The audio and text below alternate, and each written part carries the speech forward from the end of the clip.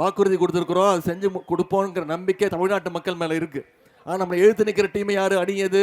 நம்முடைய தலைவர் சொல்றாரு, இந்த சட்டமன்ற தேர்தல் டெல்லி அணி வெர்சஸ் தமிழ்நாடு அணி. யார் இருக்கா டெல்லி அணியில?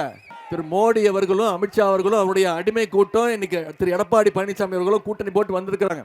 பிஜேபிக்கு தெரியும் எப்படி வந்தாலும் தமிழ்நாட்டுக்குள்ள நம்மளை அனுமதிக்க மாட்டாங்கன்னு இன்னைக்கு அதிமுகவை கூட கூட்டிக்கிட்டு அவங்களோட போர்வையில மீண்டும் தமிழ்நாட்டுக்குள்ள வர முயற்சி பண்றாங்க.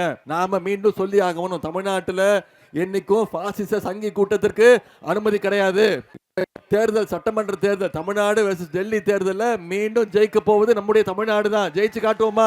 டெல்லிக்கு சொல்லுவோம், நம்ம தமிழ்நாடு என்னைக்குமே டெல்லிக்கு அவுட் ஆஃப் கண்ட்ரோல் தான். அதை ப்ரூவ் பண்ணி காட்ட வேண்டிய தேர்தல். நீங்க எல்லாம் மொரட்டு பக்தர்கள் பார்த்திருப்பீங்க, மொரட்டு தொண்டர்கள் கேள்விப்பட்டிருப்பீங்க. எங்கேயாவது பார்த்திருக்கீங்களா? இன்னைக்கு இந்தியாவிலேயே நம்பர் 1 மொரட்டு அடிமை, மோடியோட மொரட்டு அடிமைனா யாரு?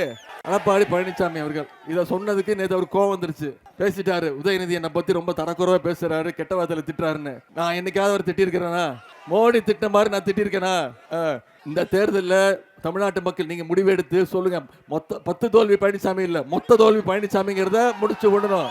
அதை செய்ய வேண்டிய நேரம் வர சட்டமன்ற தேர்தல். இங்க இருக்கக்கூடிய மக்கள் நீங்க அத்தனை பேரும் உதயசூரியன் சின்னத்துல வாக்களிக்கணும்னு முடிவு பண்ணிட்டீங்க. வந்திருக்கக்கூடிய நிர்வாகிகள், கூட்டணி கட்சி நிர்வாகிகள்லாம், தாய்மார்கள்லாம் முடிவு பண்ணிட்டீங்க.